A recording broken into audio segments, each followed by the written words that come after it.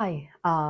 Yeah, just want to introducing who I am. So today is not going to be a long version of who I am. I'm just going to briefly introducing to my journey, and I hope that can invoke something within you already. And later on in the YouTube channel and podcast, I will be more sharing different layer of healing journey, and can really hoping that will bring some insight and inspiration to your healing journey as well. Yeah, so I originally from China, and I've been living in China for 28 years. And I was always being like a really traditional Chinese girl, and also the materialism is really potent in Chinese culture now. So if you heard a joke about like Chinese man is businessman, I think that was deeply inside of me as well. So I graduated from 2014, and from like marketing degree, business degree, and I get into the online business, and I work in the fashion industry, and also the online, what's that called, online shopping festival kind of thing. And I was working for that, and also working in a travel agent, and to kind of like design the travel package for people. And all the job I have done before, it was all materialism, like promoting people to buy things, and all that kind of stuff. And also I was kind of like in a situation where I was a workaholic. And because kind of like when you're working, you prove your worth, right? And that's where I burn out. And the lifestyle doesn't really suit me anymore, because I was the only child, and I learned how to meet my parents' expectation, because that's how they want me achieving life, get the money and climbing the ladders, and then being successful. And yeah, because my parents, they live in a poverty situation. So I grow up with things never going to be enough, right? So the only thing I can do is get educated, and get a job, and get promotion, and then I can help them to change their life, right? So it's basically my whole life identity is bonded with my parents' expectation, and the social expectation, and all the cultural conditioning as well. But I reach a point, I feel like this is not who I want to be. And all the achievement I achieved in life, I feel like I satisfied my parents' expectation, their need. But I feel like there's deep something within me is not right. And that's when I started to, okay, there's something has to change, because I've literally burned out with my lifestyle, like 24/7, always on the go, and really productive. And yeah, and it just doesn't working for me anymore. And of course, there's like when things happens, and everything happening for a reason, right? So happening at the same time. So I was diagnosed depression, and before I came to New Zealand. Yeah, but at that point, I knew it's time for me to go, right? So therefore, even though in that situation I'm still highly functioning, I was like, I'm gonna go, but I need to prepare visa. I need to prepare my English. My English was totally a nightmare at that time, so I'm not confident of speaking English. And yeah, so that's where I starting to, okay, if I really want to go, I need to taking action. I cannot just stay in that limbo, and knowing this is not gonna for me, but still stay in that, like, the old version of me. I feel like everything is crumbling at that time. But I am strong enough at that time to make that decision. Hey, I'm booking a one-way ticket. I'm going to New Zealand, even though there's no way for me to know what's gonna happen.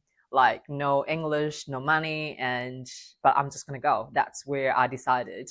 But I'm glad I made this decision, because those distance from me to the culture I was raised, and the distance from me to my parents, and all make us actually having that space to really finding who I am. So I think last 7 years when I was in New Zealand is a time for me to really understanding, like, what is not mine, and what is people's and society and expectation. And I do know I have very strong rebellious spirit inside of me. So I always doesn't believe things can just be like that. And I always believe we can change anything if we want it. Of course, later on, I learned all the spiritual concept, and how your thought will affecting your reality, and that kind of stuff is all relevant. But I think that's just like a natural like belief in me, like you can change everything if you want it, right? So your reality is your own choices. And of course, I think the last 7 years going through spiritual depression as well, and also the culture shock, language barrier, discrimination, yeah, and all this kind of stuff. Like I feel like sometimes when I really looking back, I'm really grateful for what I've been through. So now when I starting to this spiritual journey and healing journey, and I feel like it's not a journey of, for example, fixing yourself or solving some problem. It's literally to understand who you truly are as a core, right? So yeah, so today I'm not gonna dive deep into it. And then of course, after I come to New Zealand, the spiritual awakening happened because of really painful breakup. And then, you know, when you get into a relationship, that's the most deepest wound will be reflecting onto the surface. I literally felt in that breakup, I had like massive like wounds, like every single wound I have been through in childhood or even past life, whatever it is, you call it. And every single wound reflecting onto, like flooding into the surface, and I have nowhere to hide. So before it's, oh, I'm just gonna travel and I'm just gonna live my best life and it's all good. I trying to avoiding it so many different ways. And that's the moment I'm saying like, hey, I cannot avoiding anymore, because if I because it's kind of like, you know, in that moment all this repetitive like thing is all coming back. So even though you're trying, hey, you change partners and doing all that kind of stuff, but still like the deepest like calling or wound is still like needing your attention. And I think that's where the spiritual awakening happens, and that's where I'm starting to do my healing journey and I'm wanting to go deeper, right? I start from tarot, and that's where I'm looking for guidance. And I was always drawn to this kind of stuff. But because, you know, I was born in China, it's very atheist, you know, country. Even though we have 1,000 years like spirituality practice and all that kind of stuff, but in the modern Chinese life is actually really atheist. People going to temple only just to worship things, not just for like really kind of like, you know, reconnecting with God, with ourselves inside, that kind of stuff. Of course, I'm not gonna just saying, hey, every bad thing is bad over there. It's just in general, right? And then yeah, and then I was like, okay, so now it feel like now I had the freedom, I can explore all of this, even though like that's just my interest. I start with tarot, and then interestingly, the moment like before I came to New Zealand, I start my tarot channel in YouTube, and which is surprisingly getting like a lot of followers. And I think when I'm looking back now, I feel like it was a sign for me. This is the spiritual path I'm supposed to go into. I will share this story. This is a really interesting story as well later on, in just specifically for the journey with the tarot, right? And then I'm starting to learn astrology and really want to know who I am, why I'm here to be, to do why I'm here meant to, you know, my purpose and that kind of stuff.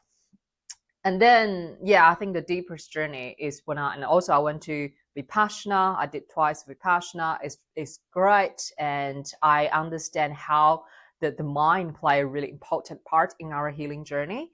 And yeah, and all this kind of like spiritual exploration and really helped me to like be solid of like why we need to do healing and how we do healing in the most like potent way or efficient way, right? Yeah, and then the shamanic path, and that's the life-changing thing for me as well. Yeah, so before, like, you know, like when you get into spiritual awakening and you're curious like what is all out there, and I think I went to a phases of like I really chasing all the spiritual high. I really want all the spiritual experiences. I really want to be all calm and relaxed.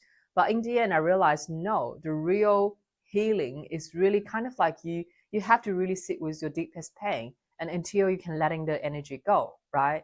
So I think that's a thing I really learned from the shamanic path. And also it blew my mind. There's so many stories and so many things like you know, treasures in there I want to share, but I'm not gonna share in the whole video. It's gonna be like an hour long. So I would like break down in different layers so you guys can really having an understanding of like different layer of journeying is your unique path.